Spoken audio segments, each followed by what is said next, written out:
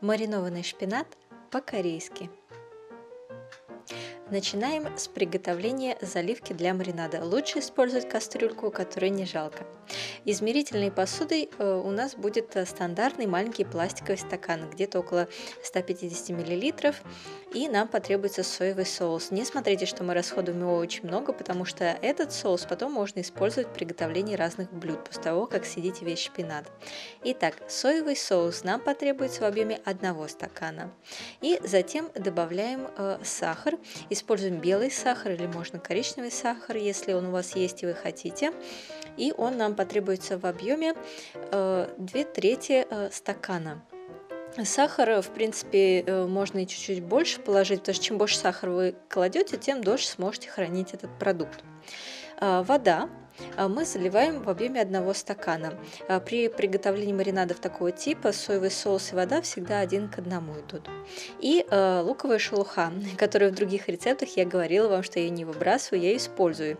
И она нам потребуется в объеме где-то от 1 луковицы. Закладываем ее в заливку, и также для более насыщенного вкуса и аромата мы используем 3 дольки чеснока и немного свежего имбиря, совсем чуть-чуть, тоже размером, например, с 1 дольку чеснока большую. И теперь все это нам нужно с вами довести до кипения. Когда заливка закипит, если там появилась пена, то ее нужно снять. Затем, когда заливка закипела, мы 1 минуту варим на тихом огне, затем выключаем огонь и снимаем с огня. Далее нам потребуется уксус, я использую яблочный уксус, и нужен он нам в объеме 2/3 стакана. Заливаем в какую-нибудь емкость, которая может выдержать температуру, потому что мы будем заливать туда только что сделанную заливку, которая еще горячая. Мы должны убрать, конечно же, чеснок, луковую шелуху и имбирь. И залив это в уксус, нашу заливку мы должны целиком полностью это остудить натуральным образом.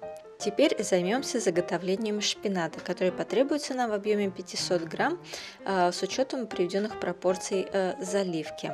Как вы видите, у меня он не очень, листья не очень у меня длинные, но в принципе это не важно, все потом уменьшится в размере.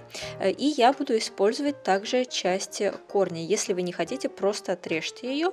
Я же все это хорошенько почищу, потому как это и смотрится так красиво, и потом это очень удобно сервировать, когда все листья, они соединены вместе, и то есть когда мы не срезаем вот эту часть корня и основания. После того, как мы почистили корни или отрезали их, мы должны хорошо промыть шпинат в холодной воде. Лучше сделать это не 1 раз, а несколько раз, потому как там может быть много песка и земли, но смотря какой частоты вы его покупали. Но главное промыть очень хорошо место между листьями, потому что именно там может собираться всяческий песок. Ну и корень, конечно, если вы его не отрезали, и листики тоже прополаскиваем. Кладем куда-нибудь, чтобы немного вода стекла, и мы должны с вами вскипятить воду в таком объеме, который будет достаточно, чтобы заложить туда весь имеющийся шпинат. И мы кладем в кипящую воду шпинат корнями вниз и варим корневую часть и нижнюю часть ножек 10 секунд. После этого мы должны погрузить листья целиком в воду, и как только мы это все погрузили в горячую воду, сразу же должны оттуда вынуть и положить в холодную воду. То есть, чтобы шпинат, он был и не сырой, но в то же время и не приготовленный. Вот так вот.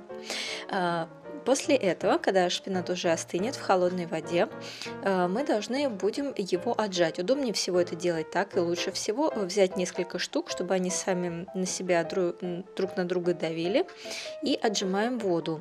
Ее там будет достаточно много. Делайте это аккуратно, чтобы не повредить листья, но в то же время, чтобы максимально отжать всю собравшуюся там жидкость. После этого нам нужно подготовить какую-нибудь простерилизованную емкость, в данном случае это стеклянный контейнер. И дальше никаких хитростей. Мы закладываем туда отжатый шпинат. И, как вы видите, я говорила, что у меня размер шпината совпадает с размером контейнера. Он тоже немного уменьшится в размере. В общем, сопоставляйте эти вещи. И теперь мы просто заливаем шпинат, приготовленный заливкой. Потом, после 1-2 дней маринования, шпинат еще уменьшится в размере.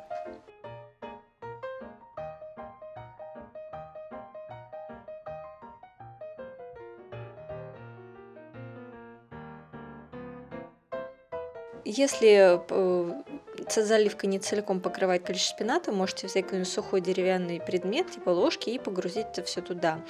Есть можно уже, как правило, через 2 дня после приготовления. Сразу как приготовили, ставим в холодильник и храним это в холодильнике. Срок хранения где-то около месяца этого продукта. Надеюсь, вам было интересно.